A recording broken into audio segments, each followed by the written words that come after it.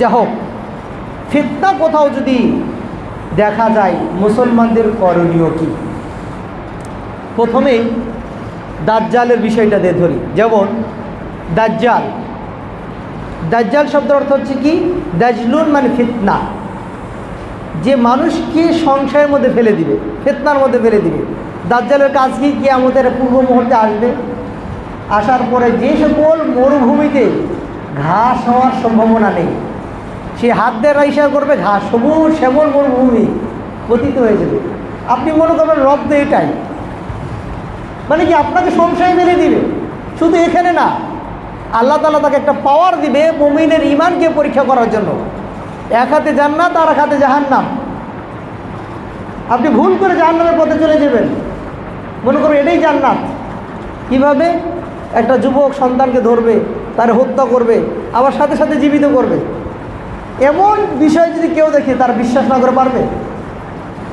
তার মানে কি? সে মানুষকে সংশয়ের মধ্যে ফেলে দিবে যে আমি তোমাদের রব। এই জন্য তাকে দাজ্জাল বলা হয়। দাজ্জাল মানে কি? সংশয় ফেলা। এই জন্য রাসূল সাল্লাল্লাহু আলাইহি ওয়াসাল্লাম তিনি বলছেন, আমার পূর্বে যতগুলো নবী এসেছে সকল নবী দাজ্জালের ফিতনা থেকে আল্লাহর কাছে মুক্তি চেয়েছে। রাসূল সাল্লাল্লাহু আলাইহি ওয়াসাল্লাম 5 ওয়াক্তে তিনি বলতেন, আল্লাহুম্মা ইন্নী আউযু বিকা মিন ফিতনাতি মাসিহিদ দাজ্জাল। ইয়া আল্লাহ, যেই দাজ্জাল মাসিহ ঈসা আলাইহিস সালামের সময় কীভাবে সাক্ষাৎ করবে, এর ফিতনা থেকে তুমি আমাকে রক্ষা করো। মানে রাসূল নিজেই তার ফিতনা থেকে আত্মরক্ষার জন্য, নিরাপত্তার জন্য পানা চেয়েছেন। আর আমাদের যুব সমাজ করে কি জানেন? আমাদেরকে প্রশ্ন করে, ওস্তাদ দাজ্জালের সাথে যদি আমাদের সাক্ষাৎ হয় আমরা কি করব? আমাদের করণীয় কি? রাসূল বলছেন, আল্লাহ দাজ্জালের সাথে যেন আমার সাক্ষাৎ না হয়, নাহলে আমি ধোঁকায় পড়ে যাব, জাহান্নামে চলে যেতে পারি। আর আমাদের যুব সমাজ তারা যুদ্ধ করবে দাজ্জালের সাথে, ওর সাথে সাক্ষাৎ হলে আমরা কি করব? দুনিয়ার বর্তমানে এই মিডিয়া, আধুনিক প্রযুক্তির এই কিছু কেরাসমতি দেখে, টিকটকের কিছু ভাইরাল কিছু দেখে তার পিছনে মানুষ পাগলের মতো ছুটতেছে। এটা একটা ধোঁকা, এটাও একটা দাজ্জাল। তাহলে প্রকৃত দাজ্জাল যখন আসবে তখন তার প্রেমে পাগল হয়ে কি না মানুষ করবে, তার পিছনে হ্যামিলিয়ন বাসিওয়ালার মতো ছুটবে। এটাই আমাদের অধিকাংশ মানুষ যারা ইমানের দিকে দুর্বল, তারা তাদের মাঝে পতিত হয়ে যাবে। এই জন্য প্রথম করণীয় হচ্ছে কি? দাজ্জালের ফিতনা থেকে বাঁচার জন্য রবের কাছে বেশি বেশি দোয়া করা। এরপরে মুমিনদের করণীয় হচ্ছে ফিতনার সময় বেশি বেশি কোরআন এবং সুন্নাহ স্টাডি করা।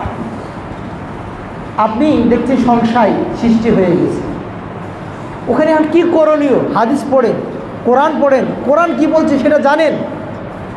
আপনি হাদিসও পড়েন না, কোরআনও পড়েন না, আপনি চায়ের দোকানে বসে আলেম ওলামাদের মতো ফতোয়া দিচ্ছেন। ইরান আমাদের মডেল ইসলামের জন্য, ইরান আমাদের জন্য কি একটা মুসলিম কান্ট্রি, অথচ তাদের আকীদা, তাদের বিশ্বাস, তাদের সম্পর্কে বিন্দু পরিমাণ ধারণা নেই। অথচ বলা হচ্ছে মুসলিমদের যদি কমান্ডার লিডার হয়ে থাকে ইরানকে আপনি প্রমোশন করতেছেন, জানেন তাদের ব্যাপারে আপনার আকীদা? সর্বপ্রথম বা যে সকল মুসলিম কান্ট্রিগুলোতে আপনার এই ইসরায়েলের দূতাবাস আছে, আপনার এমবিসি আছে, ইরানে নেই, বন্ধ করে দিতে পারে না। আজ পর্যন্ত দেখেছেন যে ইরান ইসরায়েলের পক্ষে তারা যুদ্ধ করেছে? এই যে এত কিছু মারা গেল, এতগুলো লোক মারা গেল, তার অবস্থাটা কোথায়? কিন্তু জানেন না, কিন্তু আমরা দিব্যি তাদের পক্ষে আমরা কথা বলছি। অথচ এই ইরানের আকীদা এবং বিশ্বাস, এই কোরআনের ব্যাপারে, যে কোরআনকে আমরা পড়বো, বলছি এই 30 পারা কোরআন যথেষ্ট না, এরা 90 পারা। আপনি তাকে মুসলিম বলছেন? যেই ইরানে শিয়ারা টয়লেটের সামনে আবু বকরের নাম লিখে রাখে, ওমরের নাম লিখে রাখে, উসমান বিন আফফান রাদিয়াল্লাহু তাআলার নাম লিখে রাখে, যাদের ব্যাপারে আল্লাহ তাআলা বলেছেন রাদিয়াল্লাহু আনহুম, আল্লাহ তাদের ব্যাপারে সন্তুষ্ট হয়েছে, রাসূল যাদের ব্যাপারে পৃথিবীতে জান্নাতের সার্টিফিকেট দিয়েছেন, তারা টয়লেটের সামনে নাম লিখে রেখে ওই নামের উপর দিয়ে তারা হেঁটে যায়। যারা একটা ছাগল কিনে নিয়ে এসে ওই ছাগলকে বলে এটা আবু বকর, এটা ওমর, এটা উসমান, আমরা আবু বকরকে জব করে দিলাম। আপনারা এদেরকে কমান্ডার মানতেছেন, এটা আপনার কাছে আইডল মুসলিম। আপনি জানেন মদিনা বিশ্ববিদ্যালয়ে যখন আমরা পড়ি তখন এক ভাইকে জিজ্ঞাসা করছিলাম, ভাই ভার্সিটি ছুটি হবে বাড়িতে যাবেন না? কয় না, বাড়িতে যাব না। কারণ কি? তিনি বলছেন আমার যে অঞ্চল সেই অঞ্চলটা হচ্ছে সালাফি অধ্যুষিত এলাকা, আমি যদি যাই তারা আমাকে হত্যা করতে পারে, আমার মাথা কেটে নিতে পারে। সালাফি মসজিদগুলো, আহলে হাদিস মসজিদগুলো তারা ভেঙে দেয়, নিরাপদ না। এদেরকে আপনারা আইডল ভাবতেছেন, আপনি তাদেরকে আইডল ভাবতেছেন যারা সালাফিদেরকে হত্যা করলে জান্নাতের সার্টিফিকেট দেওয়া হয়। আহলে হাদিসদেরকে, আহলুস সুন্নাহ ওয়াল জামাতের অনুসারী শিয়ার বিপক্ষে যারা রয়েছে তাদের পক্ষ থেকে ঘোষণা আছে, কেউ যদি সালাফিদের মাথা কেটে নিয়ে আসতে পারে জান্নাতের সার্টিফিকেট। এরা আপনাদের আইডল। আমরা জানি না তো, এগুলো স্টাডি করি না তো। সুতরাং যারা আজানের মধ্যে আশহাদু আল্লা ইলাহা ইল্লাল্লাহ, আশহাদু আন্না মুহাম্মাদ রাসূলুল্লাহ, আন্না আলিয়ান ওয়ালিউল্লাহ এই শব্দ যুক্ত করেছে, এখন পর্যন্ত তো আপনি যদি পুরান ঢাকায় যান ওই দেখবেন হোসনে দালান যে শিয়াদের আছে, মার্কাজ আছে সেন্ট্রাল, সেখানেও এই শব্দ পাওয়া হয়, তাদের আজানে এই শব্দ উচ্চারণ করা হয়। তাহলে আপনার আজান আর তাদের আজান দেখ না, অথচ তারাই আপনার কাছে জায়গা। আচ্ছা, এই যে কিছুদিন আগে দেখলেন সৌদি আরবে, আচ্ছা ধরেন সৌদি আরব মার্কিন আমেরিকার একটা সেনা কেন্দ্র বা যুদ্ধ সেন্টার তাদেরকে বানাতে দিয়েছে, সেনা ক্যাম্প আছে, তো সেনা ক্যাম্পে না মেরে তেলে তারা মারছে কেন? ইসরায়েলি আমেরিকার সাথে যুদ্ধ, ইসরায়েলের দিকে বোমা না মেরে আরব গালফ, এদের মধ্যে তাদের যুদ্ধ কেন জানেন? এটাই আমেরিকার একটা চাপ। আরব বসন্ত যেটাকে বলা হয়, বা আরব যে কান্ট্রি, শারকুল আউসাত, মিডল ইস্ট যে কান্ট্রিগুলো রয়েছে, এরা এত সুখে বসবাস করবে, এরা এত শান্তিতে থাকবে, এদের ভিতরে একটা ইউনিটি থাকবে, এটা তো মেনে নেওয়া যায় না। তো কাকে ইউজ করা যায়? ইরানকে লাগিয়ে দাও। দিন শেষে গিয়ে দেখবেন মুসলিম কান্ট্রিগুলোর তেলের যে ট্যাঙ্কার আছে সেইগুলোকে তারা আটক করে রাখছে হরমুজের, আর আমেরিকা আপনার 10 ট্যাঙ্কার তেল পাস করে দিচ্ছে আমেরিকার জন্য। কি বুঝাই? সুতরাং কোরআন এবং সুন্নাহ আপনাকে পড়তে হবে এক নম্বর। যখনই ফিতনা হবে মানুষের আকীদা জানতে হবে, বিশ্বাস জানতে হবে, মানহাজ জানতে হবে। আপনি তো পড়েন না। আর বেশিরভাগ মানুষ তারা মনে করে বর্তমান মুসলিম বিশ্বের সবচেয়ে পাক্কা ইমানদার হচ্ছে ইরান, ইনার চাইলে শক্তিশালী কেউ নেই। আপনি যে কোনো বাঙালিকে জিজ্ঞাসা করেন, কারণ কি? এটা শুনে শুনে মিডিয়া দেখে। এই জন্য মিডিয়া এটা একটা দাজ্জাল, আপনাকে সংশয়ে ফেলে দিয়েছে। মিডিয়ার যে কোনো খবর যাচাই বাছাই ছাড়া আপনি সেটা বিশ্বাস করে কমেন্ট করছেন, পোস্ট করতেছেন। অথচ আল্লাহ তাআলা কোরআনে বলছেন, কোনো ফাসিক যদি তোমার কাছে কোনো খবর নিয়ে আসে সেটা বিশ্বাস করার আগে সত্য এবং মন্দের মাঝে তুমি পার্থক্য করে নাও।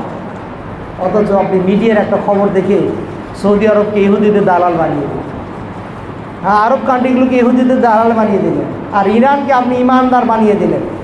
এমনও হতে পারে আপনার এই মন্তব্যটা আপনার ইমান নষ্টের জন্য যথেষ্ট হয়ে যেতে পারে। এই জন্য বেঁচে থাকেন, মুখকে সংরক্ষণ করতে হবে। আল্লাহ তাআলা কোরআনে বলছেন, ওয়াতাসিমু বিহাবলিল্লাহ জামিআন ওয়া লা তাফাররাকু, কোরআনকে শক্তিশালীভাবে শক্ত করে তোমরা ধরো, তোমরা মতভেদ করিও না। ওয়াযকুরু নি'মাতাল্লাহি আলাইকুম, স্মরণ করো আল্লাহ তাআলা নিয়ামতকে। যখন তোমরা পরস্পরের শত্রু ছিলে আল্লাহ তাআলা তোমাদের হৃদয়কে এক করেছেন, তোমরা আল্লাহ তাআলা নিয়ামতের মাধ্যমে পরস্পরের ভাই হয়েছ, তোমরা জাহান্নামের কিরানায় অবস্থান করেছিলে। শোনো আল্লাহ তাআলা নির্দেশনকে এভাবেই বর্ণনা করে, লাআল্লাকুম তাহতাদুন, যাতে করে তোমরা সৎ পথে চলো। সবাই তো হাজিরিন, রাসূলুল্লাহ সাল্লাল্লাহু আলাইহি ওয়াসাল্লাম বলছেন, ইন্নী তারাকতু ফীকুম আমরাইন, আমি তোমাদের মাঝে রেখে গেলাম দুইটা বিষয়, যতক্ষণ পর্যন্ত তোমরা এটা ধরে রাখবে ততক্ষণ পর্যন্ত তোমরা কোনোদিন পথভ্রষ্ট হবে না, তোমরা সত্যের ওপরে থাকবে। আজকে আপনারা মন খারাপ করেন না, আমরা যখন দাওয়াতি কাজ করতে যাই বাংলা বই নিয়ে যাই, ফাজাইল আমল নিয়ে যাই, এই ফাজাইল আমলের ভিতরে কি আছে আপনারা জানেন না। ওরা কি কোরআনের একটা আয়াত তর্জমা করতে পারে না? বুখারীর কিতাবটা নিয়ে যেতে পারে না, কোরআনের তর্জমা নিয়ে যেতে পারে না, সবার হাতে ফাজাইল আমল কেন? আল্লাহ রসুল বলছেন তারাকতু ফীকুম আমরাইন, দুইটা বিষয় রেখে গেলাম। কোনোদিন তো আপনি ফাজাইল আমল গিয়ে সামনে নিয়ে যত গুরুত্ব সহকারে পড়েন তত কোরআনটা পড়েন না, একটা হাদিসের কিতাবও তো পড়েন না। তাহলে আপনাকে কোন জায়গায় ফিতনায় নিয়ে যেতে আপনি ভাবতেছেন? কোরআনের দাওয়াত যদি কেউ দিতে যায়, এই যে 3 দিন 40 দিনের জন্য বের হচ্ছে, ভালো কাজ আলহামদুলিল্লাহ, দাওয়া কাজ। কিন্তু আপনি যদি না শিখেই দিনের কাজ করতে যান, আপনি পথভ্রষ্ট হবেন। আপনি আজকে ধরেন অসুস্থ রোগের চিকিৎসা করবেন, MBBS ডাক্তার না হলে আপনি তার কাছে চিকিৎসা নেন না, অপারেশন করান না। কারণ কি? তার দ্বারা অসুস্থ রোগী মারা যেতে পারে। আপনি আপনার মাকে নিয়ে মেডিকেলে গেলেন, দেখলেন ডাক্তার চাকু বের করে পেট কাটলো, অপারেশন করলো, আবার সুই দিয়ে সেলাই করে দিল। পরের বার বাসায় আপনার মা অসুস্থ হলো, আপনি মনে করলেন এটা তো সহজ কাজ, আমার ঘরেও তো চাকু আছে, একটু কেটে দিই। পারবেন না। তাহলে দিনের যিনি শিক্ষিত হবে, দায়ী হবেন, তাকে কতটুকু জ্ঞান অর্জন করতে হবে। দুনিয়ার ডাক্তার যদি মায়ের পেট কেটে দেয়, সে দুনিয়াতে মারা যেতে পারে, কিন্তু পরকালে যারা ডাক্তার হবে, জ্ঞানী হবে, কোরআন এবং সুন্নাহর সঠিক জ্ঞান অর্জন যদি না করে, আপনাকে তারা জাহান্নামে নিয়ে যাবে। এই জন্য অবশ্যই আপনাকে কোরআন এবং সুন্নাহর কাছাকাছি থাকতে হবে। সম্মানিত হাজরিন, ইরবাজ ইবনে সারিয়া তিনি বলছেন, ফজরের নামাজ পড়ে রাসূলুল্লাহ সাল্লাল্লাহু আলাইহি ওয়াসাল্লাম তিনি আমাদেরকে ওয়াজ নসিহত করলেন। এমনভাবে তিনি আলোচনা করলেন, আলোচনা শুনে আমাদের চক্ষু দ্বারা পানি বের হলো, হৃদয়টা নরম হয়ে গেল। আমাদের মনে হলো এটাই মনে হয় রসুলের সর্বশেষ ভাষণ, এরপরে রসুলের মুখ দিয়ে আর হয়তো বা আমরা কোনোদিন আর বক্তব্য শুনতে পাবো না। রাসূল সাল্লাল্লাহু আলাইহি ওয়াসাল্লামকে বলা হলো, ফামাযা তা'হাদ ইলাইনা ইয়া রাসূলুল্লাহ, ও আল্লাহ রাসূল, আমাদেরকে আপনি এমন কি উপদেশ দিচ্ছেন যেটা পরবর্তীতে আমরা পালন করব? কাল রাসূলুল্লাহ সাল্লাল্লাহু আলাইহি ওয়াসাল্লাম বললেন, উসিকুম বিত্তাকওয়াল্লাহ, ও আমার ভাইরা শোনো, যেখানেই থাকো আল্লাহর তাকওয়া অর্জন করবে। ওয়াসসাম' ওয়াত তাআ, যিনি আমির আনুগত্য করবে তার কথা মানবে। আজকে দেখেন না, মানে আমিরের আনুগত্য করা কতটা ফরজ, কতটা গুরুত্বপূর্ণ। আমির কাকে বলা হয়, ইমাম কাকে বলা হয় জানেন? আপনার তো যে কোনো কাজ যদি হয়, আপনার তো মানে সরকারের বিপক্ষে মানে পোস্ট, কমেন্ট, বক্তব্য, ভিডিও, অডিওতে একাকার বানিয়ে ফেলেন। এটা সমাজকে আরও বিশৃঙ্খলা তৈরি। ইমাম কাকে বলা হয়? এখানে যিনি দাঁড়িয়েছেন, উনি যদি ভুল করেও রুকু না করে সিজদাতে চলে যায়, তাই না? আপনি কি ওর জামাটা টেনে ধরতে পারবেন? আপনি সর্বোচ্চ কি বলতে পারবেন? সুবহানাল্লাহ। কি বলতে পারবেন? এর বাইরে বেশি কিছু না। উনি যদি 1 রাকাত পড়ে সালামও ফিরিয়ে দেয়, আপনি বাধ্য সালাম ফিরাবেন। সালাম ফিরানোর পর আপনি তাকে মার্জিতভাবে মাধুর্যতার সাথে বলতে পারেন, ওস্তাদ আপনি কিন্তু নামাজ কম পড়িয়েছেন, বেশি কথা বলা যাবে না, দ্রুত আবার দাঁড়িয়ে যাবে। একে বলা ইমাম, আনুগত্য। আর আপনি ইমাম, তার জন্য আপনি কল্যাণ কামনা না করে তার জন্য আপনি ধ্বংসের কামনা করতেছেন। রসুলের ওই হাদিসকে এভাবে আপনারা বলেন, মান রাআ মিনকুম মুনকারান ফালিয়ুগাইর বিয়াদিহি, যে ব্যক্তি অন্যায় দেখবে হাত দ্বারা বাধা দিবে, হাত দ্বারা সম্ভব না হলে মুখ দ্বারা বাধা দিবে, মুখ দ্বারা সম্ভব না হলে হৃদয় দ্বারা ঘৃণা করবে। আপনি হাদিসের ভুল অনুবাদ করেছেন। আল্লাহ রাসূল সাল্লাল্লাহু আলাইহি ওয়াসাল্লাম যাদেরকে ডেকেছেন, দাওয়াত দিয়েছেন, তাদের জন্য তিনি বদদুয়া করেন নাই। আল্লাহ রাসূল সাল্লাল্লাহু আলাইহি ওয়াসাল্লাম তয়েফে চলে গেছেন দাওয়াত দেওয়ার জন্য, তয়েফবাসী পাথর মেরে শরীরটাকে রক্তাক্ত করে দিয়েছে, তিনি হাঁটতে পারছেন না। এমত অবস্থায় মালাকুল জিবাল, যিনি পাহাড়ের দায়িত্ব রয়েছে ফেরেশতা, আল্লাহ তাআলা তাকে পাঠালেন, যাও রসুলের কাছে গিয়ে বলো, ও রসুল, ও মুহাম্মদ, তুমি যদি চাও এই তয়েফবাসী তোমাকে যেভাবে পাথর মেরে ক্ষত বিক্ষত রক্তাক্ত করেছে, আজকে তাদের 2 পাহাড়ের মধ্যে ফেলে দিয়ে আটা বানিয়ে দেব, পিষে দেব। আল্লাহ রসুল বললেন, ও মেলা, ও ফেরেশতা, যদি তুমি তাদেরকে আজকে আটা বানিয়ে দাও, আমি রসুলের দাওয়াতটা, আল্লাহর দাওয়াতটা আমি কার কাছে নিয়ে যাব? কাকে বুঝাবো? এখন কি রসুল বদদুয়া করতে পারতেন?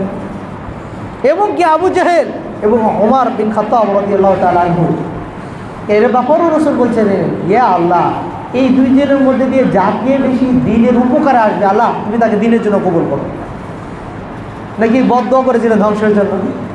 তো এই হাদিসের অর্থ হচ্ছে হৃদয় দিয়ে কল্পনা করা, কিভাবে তাকে আমি সঠিক পথে নিয়ে আসবো। ফিতনার সময় আপনি অমুকে কাফের, অমুকে জাহান্নামী, অমুককে ধর্ম থেকে বের হয়ে গেছে, ও ইহুদিদের দালাল, আপনি যে ফতোয়াগুলো দিচ্ছেন এটা কি রসুলের আদর্শ? না, আপনার মুখটাকে সংরক্ষণ করতে হবে। সম্মানিত হাজিরিন, এরপর তিনি বলছেন ওয়াইন আব্দুল হাবাশিয়ুন, কখনো যদি তোমাদের নেতা একজন গোলাম হয়ে যায়, হাবশি গোলাম, তার কথা তোমরা মেনে চলবে। এরপর তিনি বলছেন ফাইন্নাহু মাইয়াঈশু মিনকুম ইয়ারা ইখতিলাফান কাসীরা, আমার মৃত্যুর পরে তোমরা দেখবে অনেক ফিতনা, মতভেদ দেখতে পাবা। ওয়া ইয়াকুম মুহদাসাতিল উমুর, এমন তো অবস্থায় তোমাদের করণীয় হচ্ছে কি, নব আবিষ্কৃত বেদাত, ফিতনা, কুসংস্কার যা আসবে তা থেকে তোমরা বেঁচে থাকবা। ফাইন্নাহা দালালা, তার এটা পথভ্রষ্ট। ফামান আদরাকা যালিকা মিনকুম, এমন সময় কেউ যদি পেয়ে যায়, ফাআলাইহি বিসুন্নাতি, তার এক নম্বর করণীয় হচ্ছে আমার সুন্নতকে ধরে রাখো। ও সুন্নাতুল খুলাফায়ে রাশিদিন আল মাহদিয়িন, আমার দিনের যারা খলিফা আসবে, যারা আল্লাহর এই জমিনকে পরিচালনার জন্য দায়িত্বে মনোনীত হবেন, তাদের সুন্নতকে তোমরা পালন করবে। ওয়াআদু আলাইহা বিনওয়াজিজ, তোমরা দাঁত দিয়ে শক্তভাবে ধরে রাখো। আচ্ছা ভাবুন তো, ফিতনার সময় আবু বকরের ভূমিকা কেমন ছিল, ফিতনার সময় উমর রাদিয়াল্লাহু আনহুর ভূমিকা কেমন ছিল, ফিতনার সময় উসমান রাদিয়াল্লাহু আনহুর ভূমিকা কেমন ছিল, একবার কি স্টাডি করেছেন? জানেন? ধরেন উমর রাদিয়াল্লাহু আনহুকে হত্যা করা হয়েছে, চাকু মারা হয়েছে নামাজ অবস্থায়, তার অন্যায় কিছু নেই, কিছুই না, ঈমান। উসমান রাদিয়াল্লাহু আনহুকে হত্যা করা হয়েছে, বিশাল ফিতনা, ও ইরাক শাম থেকে বাহিনী এসেছে, উসমান রাদিয়াল্লাহু আনহুকে হত্যা করা হবে। মদিনের একটা যুবক দল তারা উসমান বিন আফফান রাদিয়াল্লাহু আনহুর কাছে গিয়ে বলছেন, ইয়া আমিরাল মুমিনিন, আপনি যদি আমাদেরকে অনুমতি দেন তাহলে এই মানুষদের বিপক্ষে আমরা অস্ত্র তুলে নিয়ে যুদ্ধ করব। উসমান রাদিয়াল্লাহু আনহু বললেন, ও আমার ভাইরা, তোমরা অস্ত্র নিয়ে তাদের বিপক্ষে যেও না, আমি উসমান বিন আফফান যদি মারা যায় বড় তেমন কোনো ক্ষতি হবে না, কিন্তু তোমরাই, তারাও ইসলাম দাবি করে, তোমরাও ইসলাম দাবি করো, দুই দলে যদি যুদ্ধ লেগে যাও, মদিনার আশেপাশে যে ইহুদি মুনাফিকরা আছে তারা বলবে, দেখো মুসলমানরা আজকে যুদ্ধে লিপ্ত হয়েছে, তারা সুযোগ দেবে।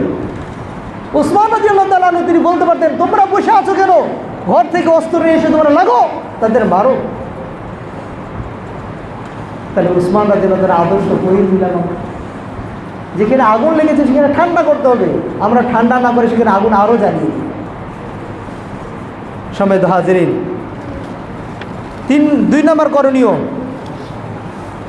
যখন ফিতনা সৃষ্টি হবে তখন ইসলামিক প্রাজ্ঞাজন, যারা বিশেষজ্ঞ ব্যক্তি, ইসলামিক স্কলার, বিদ্বান আছে, আলেম ওলামা আছে, তাদের কাছে গিয়ে পরামর্শ নিতে হবে। কারণ কি, আল্লাহ তাআলা কোরআনে বলছেন সূরা নাহলের 43-44 নম্বর আয়াতে, ওয়ামা আরসালনাকা মিন ক্বাবলিকা ইল্লা রিজালান নূহি ইলাইহিম ফাসআলু আহলা যিকরি ইন কুনতুম লা তা'লামুন, যে বিষয়ে জ্ঞান নেই তোমরা জাননেওয়ালা জ্ঞানীদের জিজ্ঞাসা করো। বিল বাইয়িনাতি ওয়াজ জুবুর, আমরা প্রত্যেকে তো আলেম, প্রত্যেকে তো জ্ঞানী, মহাজ্ঞানী, চায়ের দোকানে বসে থেকে ফতোয়া দিয়ে দিই। এমনও হয় কখনো কখনো আমরা অফিসে বসে থাকি, সাধারণ ভাইয়েরা বসে থাকে, একজন প্রশ্ন করেছে, ওস্তাদ এই বিষয়ে কী উত্তর, আমি উত্তর দেওয়ার আগেই পাশে যিনি বসে আছেন উনি উত্তর দিয়ে দিয়েছেন। সমাজ এটাই হচ্ছে, এটার ব্যাপার আপনার জ্ঞান নেই অথচ আপনি ফতোয়া দিচ্ছেন। আল্লাহ তাআলা বলছেন যে ইয়া আইয়ুহাল্লাযীনা আমানু আতিউল্লাহ ওয়া আতিউর রাসূল ওয়া উলিল আমরি মিনকুম, আল্লাহ এবং আল্লাহ রসুলকে অনুসরণ করো, কিতাব এবং সুন্নাহ, তোমাদের মধ্যে যারা উলুল আমর, যারা দ্বীনের ব্যাপারে বেশি জ্ঞানী, তাদেরকে তোমরা জিজ্ঞাসা করো, তাদের অনুসরণ করো। সম্মানিত হাজিরিন, 3 নম্বর করণীয়, তওবা করতে হবে, ইস্তেগফার করতে হবে।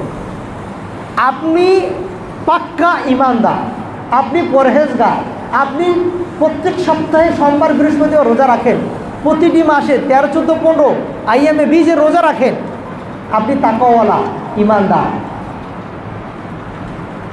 আপনাকে তওবা করতে হবে। কারণ কি, এই পৃথিবীতে যতগুলো ফিতনা ফাসাদ, যতগুলো কুসংস্কার, জুলুম, নির্যাতন হচ্ছে, এইগুলো মানুষের পাপের কারণে হচ্ছে।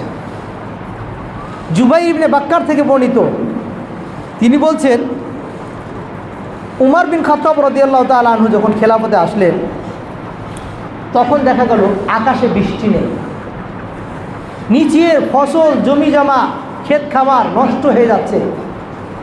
জনগণ উমর বিন খাত্তাবের কাছে গেলেন, যাওয়ার পর বলছেন, ইয়া আমিরাল মুমিনিন, রসুল সাল্লাল্লাহু আলাইহি ওয়াসাল্লাম যখন জীবিত ছিলেন তখন আমরা রসুলের কাছে যাইতাম, রসুল আল্লাহর কাছে দোয়া করতেন, আমরা পানি পাইতাম।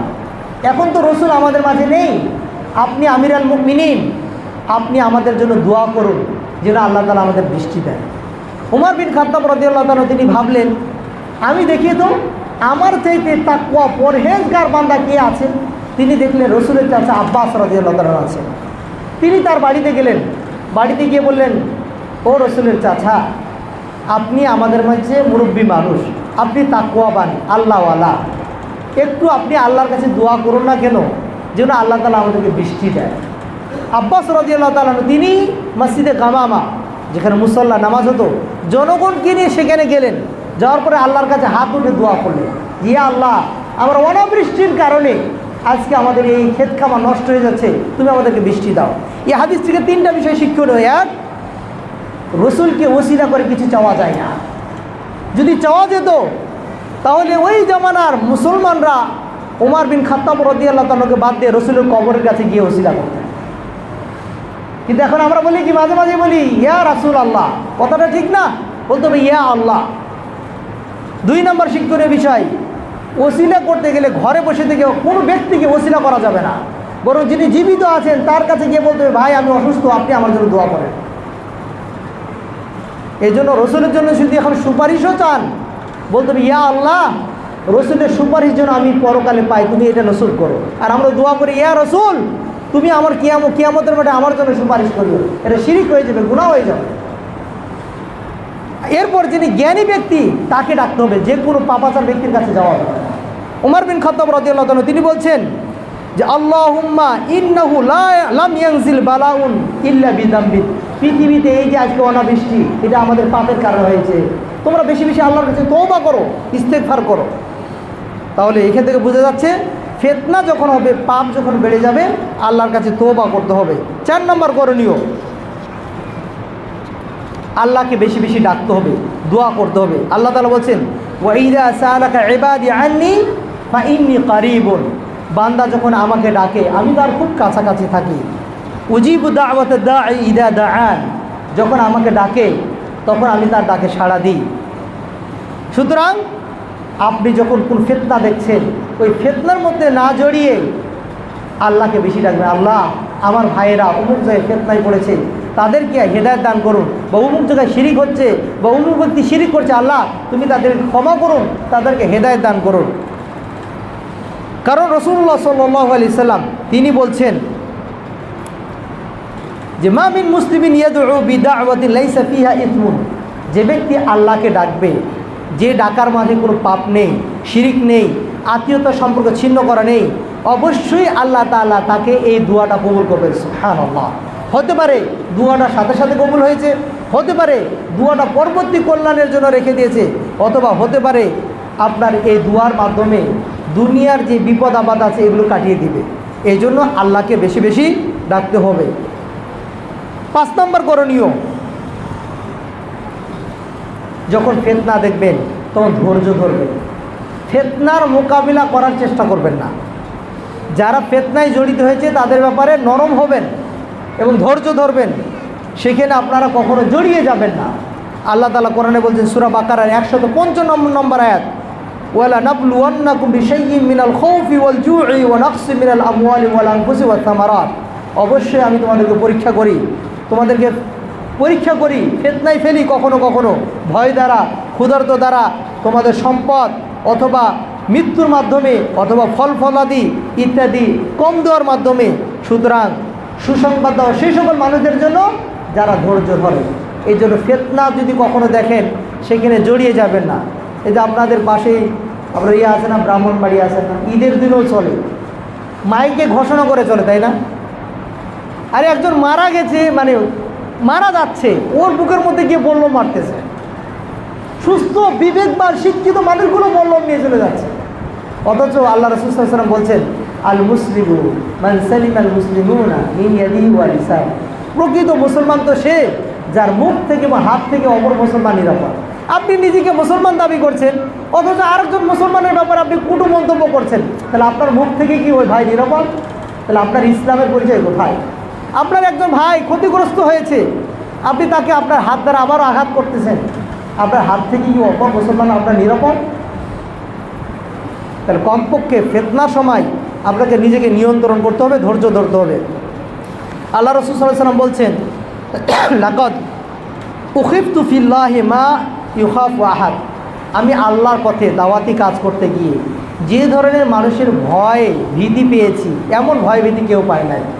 ওয়ালাকাদ উযিতু ফিল্লাহ, আল্লাহর এই দাওয়াতি কালাম কোরআন এবং সুন্নাহর দাওয়াতি কাজ করতে গিয়ে আল্লাহর পথে যে পরিমাণ কষ্ট পেয়েছি, তোমরা কেউ এই কষ্ট পাও নাই। তিনি বলছেন যে ওমা আলী ওয়ালি বেলাল তুআমুন ইয়াকুলুহু যাকা বিদিন। আল্লাহর পথে যখন আমরা হিজরত করি মক্কা থেকে মদিনাতে, আমাদের কাছে একজন মানুষ পরিতৃপ্ত সহকারে খাবে এমন খাবারই ছিল না। খাবার তো কতটুকু ছিল, বেলাল রাদিয়াল্লাহু আনহু বগলটা যদি ঢেকে দিত তাহলে খাবার খুঁজে পেয়ে যেত না, এত সামান্যতম খাবার ছিল।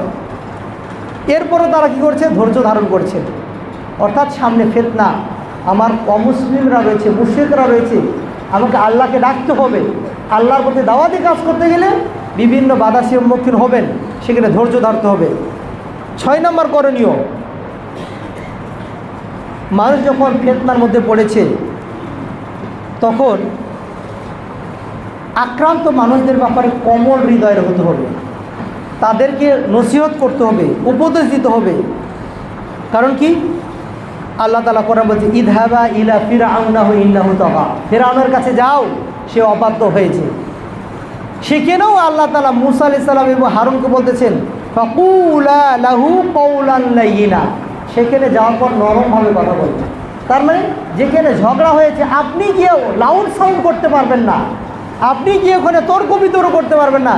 আপনি এমন কিছু শব্দ চয়ন করুন, এমন কিছু শব্দ প্রয়োগ করুন যাতে করে আপনার বক্তব্য কথা শোনার পর দুই দলই ঠান্ডা হয়ে যায়। কারণ আপনি ডাক্তার হিসেবে ওখানে গেছেন। রোগী যদি রেগে গিয়ে আপনাকে লাথি মারে, আপনি ডাক্তার, ওকে তো লাথি মারতে পারবেন না, আপনি তো তাকে প্রহার করতে পারবেন না। সুতরাং যারা বিবাদমান ব্যক্তি রয়েছে তাদের মাঝে সমাধান করার জন্য একজন শান্ত মেজাজের মানুষ ওখানে যেতে হবে, কিন্তু এটা আমাদের থাকে না। আল্লাহ তাআলা বলছেন, উদউ ইলা সাবিলি রাব্বিকা বিল হিকমা ওয়াল মাউইদাতিল হাসানা ওয়াজাদিলহুম বিল্লাতি হিয়া আহসান। তোমরা মানুষকে ডাকো আল্লাহর পথে হিকমার সাথে, উপদেশের মাধ্যমে, এবং তাদের সাথে তর্ক বিতর্ক করো এমনভাবে যেটা তাদের উপকার আসবে। অর্থাৎ আল্লাহ রাসূল সাল্লাল্লাহু আলাইহি ওয়াসাল্লামকে আল্লাহ তাআলা বলছেন, কারোর সাথে যদি ঝগড়া করতে হয় কখনো তো করবে না, যদি কখনো করতে হয় তাহলে তুমি তাদের সাথে এমনভাবে ঝগড়া করো যে ঝগড়া তাদের জন্য উপকার আসবে। আচ্ছা বলেন তো, কেউ কারোর সাথে যদি ঝগড়া করেন তাহলে কি তার উপকার আসে এই ঝগড়া?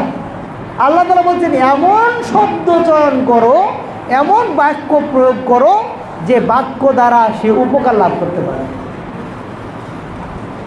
সেটাই তো আল্লাহ রাসূল করেছেন। পিছন দিক থেকে একজন ব্যক্তি এসে আল্লাহ রাসূল সাল্লাল্লাহু আলাইহি ওয়াসাল্লামের কলারটাকে টান দিলেন, ঝাটকা দিলেন। গ্রামীণ ব্যক্তি, গ্রাম্য ব্যক্তি, কিছু বুঝে না। সাথে আনাস বিন মালিক রাদিয়াল্লাহু তাআলা ছিলেন। তিনি বলছেন, ইয়া রাসূলুল্লাহ মুরনি আযরিব উনুকা। ইয়া রাসূলুল্লাহ, আপনি আদেশ দেন, তার গর্দানটা উড়িয়ে দেব। আল্লাহ রাসূল সাল্লাল্লাহু আলাইহি ওয়াসাল্লাম মুচকি এসে বললেন, এই কি চাই তারে দেখো। মানে কি, রসুলকে সে আঘাত করেছে, ঘাটটা লাল হয়ে গেছে।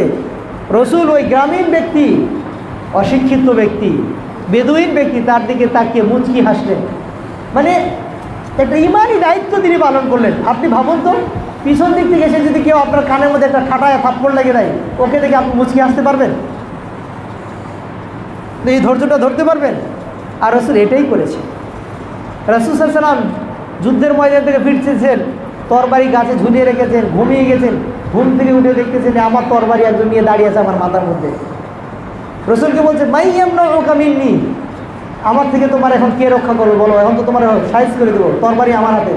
রসুল বললেন, আল্লাহ আমার রক্ষা করবেন। 3 বার প্রশ্ন উত্তর করলেন, তার হাত থেকে তরবারিটা পড়ে গেল।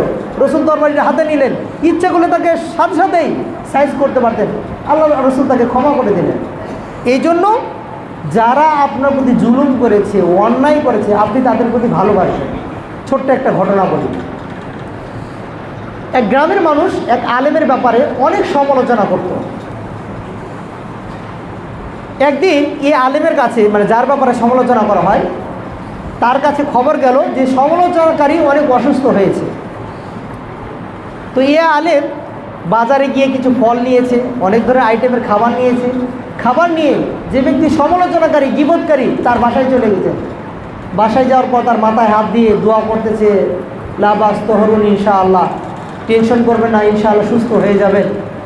তো তিনি, মানে যিনি বকাবকি করতেন, গীবত করতেন, ওই অসুস্থ ব্যক্তি, তিনি বলতেছেন, আপনার নামে আমি সারাদিন গীবত করি, বকাবকি করি, আর আপনি ফলমূল নিয়ে আমার দেখতে আইছেন।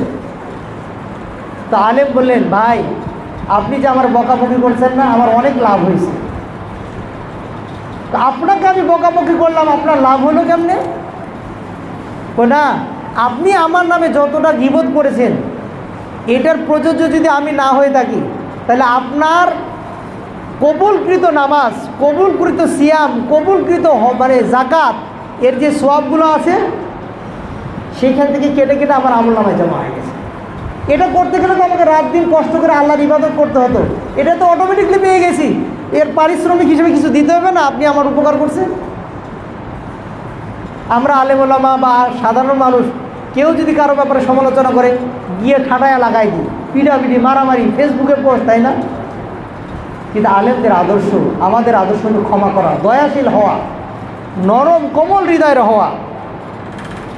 এরপরে 7 নম্বর করণীয়, ফিতনা যখন হবে তখন আপনারা মানুষকে ভালো কাজের উপদেশ দিবেন, অন্যায় কাজ থেকে বিরত রাখার চেষ্টা করবেন। আল্লাহ তাআলা বলছেন, ওয়া তাআওয়ানু আলাল বিররি ওয়াত তাকওয়া, তোমরা ভালো কাজে পরস্পরের সহযোগিতা করো, অন্যায় কাজে সহযোগিতা করিও না।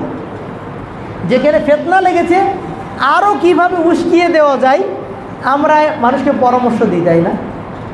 যেখানে সংশয় সৃষ্টি হয়েছে, সেখানে সংশয় কিভাবে দূরীভূত করা যায় সেই বিষয়ে পরামর্শ না করে সংশয় কিভাবে বাড়ানো যায় এই কুরূপ পরামর্শগুলো দিয়ে থাকি, এটা আমাদের ঠিক না। 8 নম্বর করণীয়, আপনার মুখের জবান, কথাবার্তা, এটাকে কন্ট্রোলে রাখতে হবে। কারণ আল্লাহ তাআলা বলছেন, ওয়ালা তাকফু মা লাইসা লাকা বিইলমুন ইন্নাস সামআ ওয়াল বাসারা ওয়াল ফুয়াদা কুল্লুন উলাইকা কানা আনহু মাসউলা। যে বিষয়ে তোমার জ্ঞান নেই সেই বিষয়ে তুমি কথা বলতে যেও না। কারণ কি?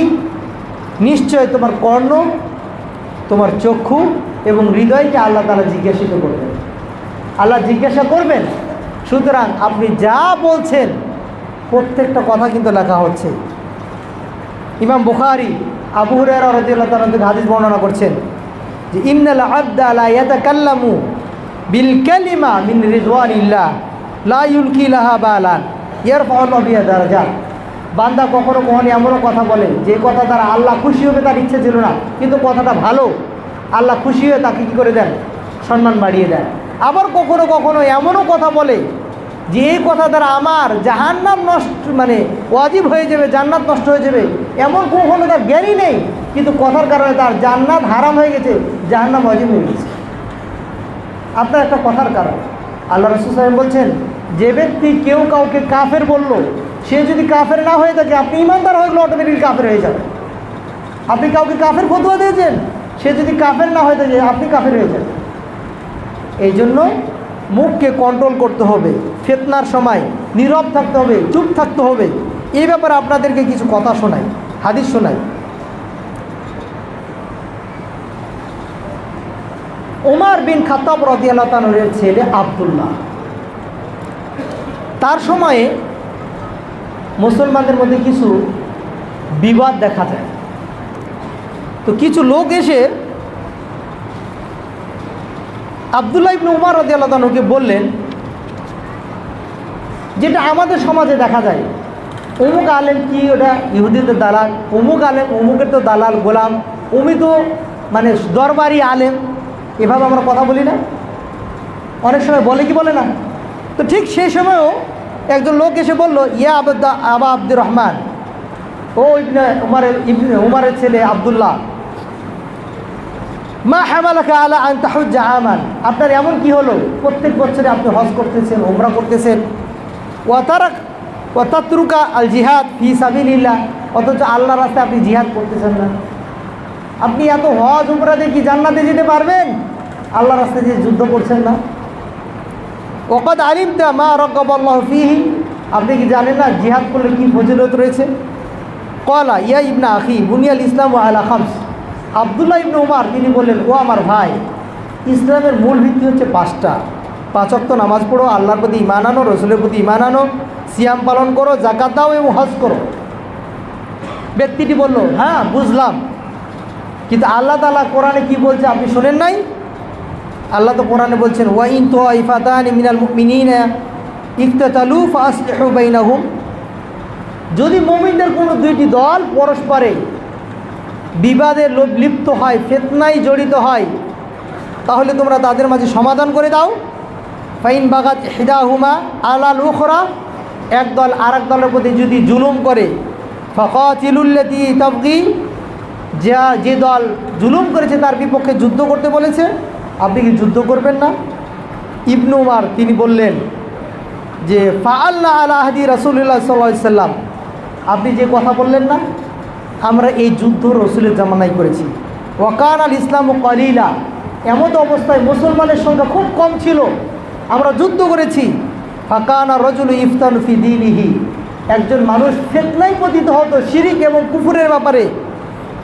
ইম্মা কাতালুহু, আমাদের সময় যারা শিরিক এবং কুফর করত, হয় তাকে যুদ্ধের ময়দানে হত্যা করা হতো, অথবা মৃত্যু হয়ে গেলে তাকে পরকালে শাস্তিতে পাঠিয়ে দেওয়া হতো। হাত্তা কাসুরাল ইসলাম, এইভাবে করতে করতে আমাদের মুসলমানের সংখ্যা বৃদ্ধি পেল। ফালাম তাকুন ফিতনা, এরপরে তার ফিতনা নেই। অর্থাৎ তিনি বলতে যাচ্ছেন, আপনি যাকে এখন ফিতনা বলছেন, 2 জন মুসলমান পরস্পরে যুদ্ধ লিপ্ত হয়েছে, এটা ফিতনা না। আমরা ফিতনা বলতাম শিরিক এবং কুফরকে। এখন তাদের যে কোনো এক দলের সাথে যুদ্ধ করা আমার জন্য সমীচীন হবে না।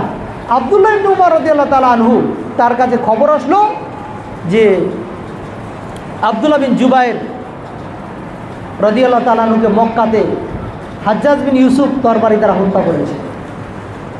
মদিনার একটা দল ওমর বিন খাত্তাব রাদিয়াল্লাহু তাআলার ছেলে আব্দুল্লাহর কাছে আসলেন। আসার পর বলছেন, আপনি তো একজন বিদগ্ধ সাহাবা, আপনি তো রসুলকে দেখেছেন, রসুল অসংখ্য হাদিস বর্ণনা করেছেন, এই যে জান্নাতে শুভ সংবাদ প্রাপ্ত আব্দুল্লাহ বিন জুবাইর রাদিয়াল্লাহু তাআলা তাকে হত্যা করা হলো, আপনি এর প্রতিশোধ নেওয়ার জন্য শাম দেশে যাবেন না? এই হাজ্জাজ বিন ইউসুফের বিপক্ষে তরবারি তুলবেন না? তখন আব্দুল্লাহ বিন উমর রাদিয়াল্লাহু তাআলা তিনি বললেন যে না, আমি তাদের বিপক্ষে যাব না, কারণ এখানে ফিতনা আরও বেশি বেড়ে যাবে। কারণ আমিরের বিপক্ষে গিয়ে আমার জনসংখ্যা নিয়ে যে যুদ্ধ করে জয়লাভ করা সম্ভব না, এই শক্তিটা আমার নেই। তিনি কী করলেন? আব্দুল মালিক বিন মারওয়ানের কাছে চিঠি লিখলেন যে ইন্নী উকিররু খিলাফাতাকুম, আমি তোমাদের খেলাফত, তোমরা আমির প্রধানমন্ত্রী, এটাকে স্বীকৃতি দেই। ওয়ালাকিন্না লা উহিব্বু আমালাকুম, কিন্তু তোমরা যে কাজগুলো করছো এটা আমার পছন্দ না। দেখেন তার কথাটা, যে তিনি বলছেন হাজ্জাজ বিন ইউসুফ আব্দুল্লাহ বিন জুবাইরকে হত্যা করে ফেলেছে, মাথাটাকে খেজুরের গাছের সাথে লটকে রেখেছে। এরপরেও আব্দুল্লাহ ইবনে উমর তিনি বলছেন যে আমাকে তাদের প্রতিবাদ করার মতো শক্তি নেই, এই জন্য এই জনসংখ্যা নিয়ে যে ওখানে গিয়ে আর ফিতনা বাড়বে। সুতরাং তিনি চিঠি লিখলেন, আমি তোমাদের খেলাফতকে স্বীকৃতি দিই, তোমাদের নেতৃত্বকে মানি, কিন্তু তোমরা যে কাজটা করছো এটা আমার পছন্দ না, এখান থেকে বের হয়ে আসো। তিনি ওসিয়ত করতে চিঠি লিখতেন, কিন্তু আমরা করে কি, যে প্রধানমন্ত্রীর সাথে সাক্ষাৎ করা সম্ভবও না, অথবা তার যারা ঘনিষ্ঠ ব্যক্তি আছে তাদের সাথেও আমার পরামর্শ করার মতো কোনো সুযোগ নেই। কিন্তু আমি আমার ঘরে বসে ফেসবুকে অমুকের বিপক্ষে পোস্ট লিখে দিচ্ছি, এই পোস্ট কী করবে? আপনার দেশের সমাধান আনবে? যুদ্ধ লাগছে ইসরায়েল ইরান, পোস্ট করছেন আপনি বাঙালি এখানে বসে থেকে, আপনার কী লাভ? কোনো টাকা পান আপনি? ইমান বৃদ্ধি পায়? ওখানকার সিচুয়েশন জানেন? লাভ কি? এই জন্য আল্লাহ তাআলা কোরআনে বলছেন, শুনেন, যা বলছেন মুখ দিয়ে সব কিন্তু ফেরেশতারা দিচ্ছে। এই যে একটু আগে কোরআন আয়াত বললাম, ইন্নাস সামআ ওয়াল বাসারা ওয়াল ফুআদা কুল্লুন উলাইকা কানা আনহু মাসউলা, চক্ষু এবং কান এবং হৃদয়কে জিজ্ঞাসা করা হবে। ভাইরা ভালো করে ভাববেন, কিছুদিন আগে বিজ্ঞান ছিল, সন্ত্রাসীকে আইডেন্টিফাই করার জন্য ফিঙ্গারপ্রিন্ট ব্যবহার করা হতো। এখন কিন্তু ফিঙ্গারপ্রিন্ট চলে না, ওই স্টপ। কারণ কি, এর চেয়ে আপডেট ভার্সন এসে গেছে। আপনি ইমিগ্রেশনে যাবেন বিদেশে যাওয়ার জন্য, আপনি ক্যামেরার সামনে দাঁড়াবেন, আপনার আই প্রিন্ট, চোখের প্রিন্ট নেবে। তাহলে চোখের মধ্যে কি আছে? মানে এই ফিঙ্গারপ্রিন্টের মধ্যে তথ্য তো আছে।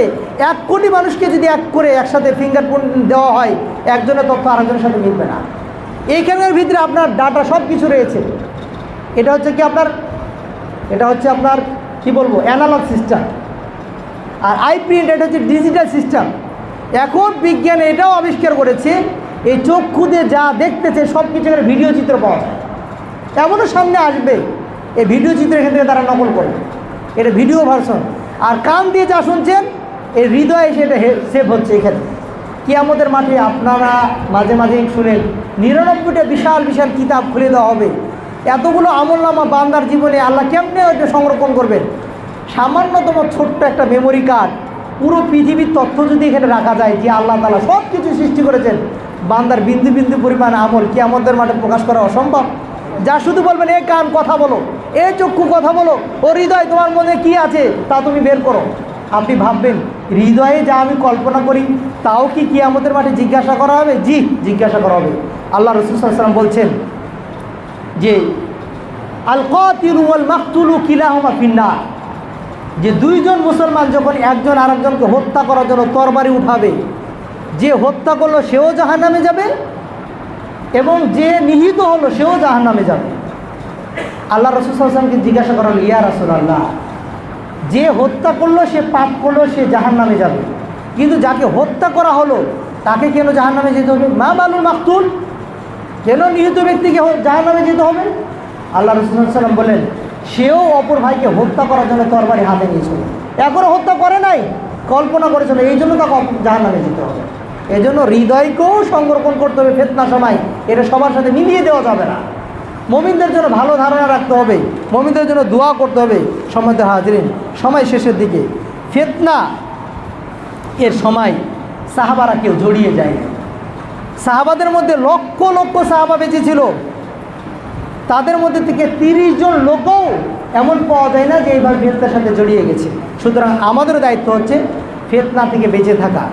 ফিতনার সময় যদি আমরা বেঁচে না থাকি, আমাদের কি কি ক্ষতি হতে পারে? 1, মানুষের রক্তপাত ঘটবে, নিরীহ মানুষগুলো হত্যা হবে। আজকে ইরান যুদ্ধ হচ্ছে, তাই না?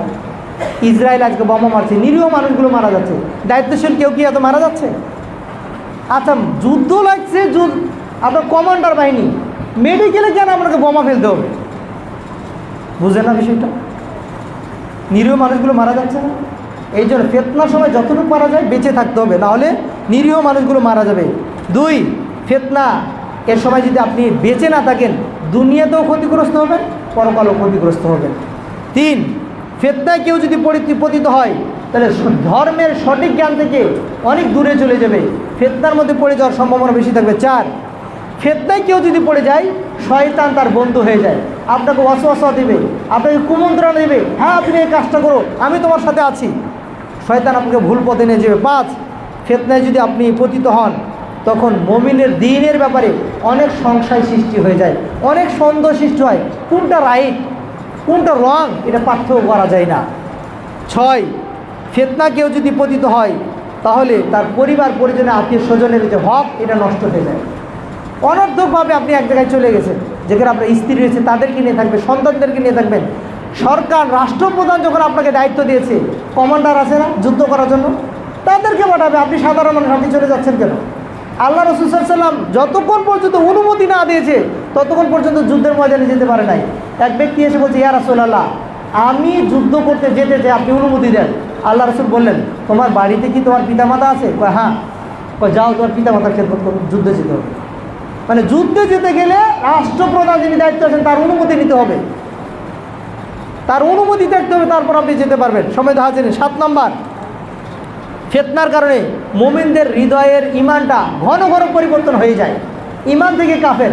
আর রাসূল সাল্লাল্লাহু আলাইহি ওয়াসাল্লাম এটাই বলেছেন, কিয়ামতের পূর্ব মুহূর্তে এমন একটা সময় আসবে, মানুষ সকালে মুমিন তো বিকালে কাফের, বিকালে মুমিন তো সকালবেলা কাফের। ঈমানটা ঘন ঘন পরিবর্তন হবে, এই জন্য ফিতনা থেকে বাঁচতে হবে। 8, ফিতনায় যদি আপনি পতিত হন, তাহলে সামাজিক শান্তি শৃঙ্খলা এটাকে নষ্ট করে দেয়। আজকে দেখছেন না ফিতনা সামাজিক কিভাবে নষ্ট করে। একটু আগে আপনাদের এখানে তেলের পাম্প দেখে আসলাম, লম্বা মোটরসাইকেল লাইন, সামাজিক শান্তি আছে? যেই মানুষটা 10 মিনিটের ভিতরে তার তেল নেওয়ার কথা ছিল 3 ঘন্টা 5 ঘন্টা ধরে লাইনে দাঁড়িয়ে আছে, তাই না? তেলের কারণে আমাদের এই যে বিজনেস যে গাড়িগুলো প্রোডাক্টগুলো আছে এগুলো সঠিক সময়ে সার্ভিস দিতে পারতেছে না, কত সমস্যা হচ্ছে, তাই না? এই ফিতনার কারণে একটা সমস্যা নানাবিধ সমস্যায় জড়িয়ে গেছে। 9 নম্বর, ফিতনায় যখন মানুষ পতিত হয় মানুষ শত্রুকেও বন্ধু বানিয়ে নেয়, হচ্ছে না?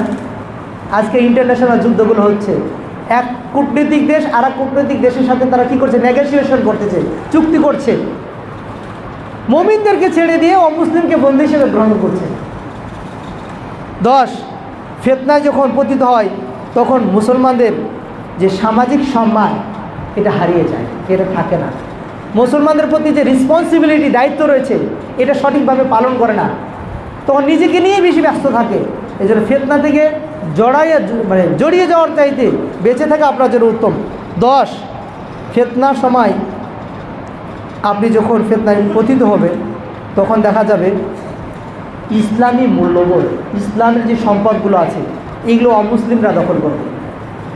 আপনি দেখেন প্রত্যেকটা যুদ্ধের পরে কিছু না কিছু ক্ষেত্রে আজকে অমুসলিমরা মুসলমান অধ্যুষিত এলাকাগুলো দখল করতেছে না?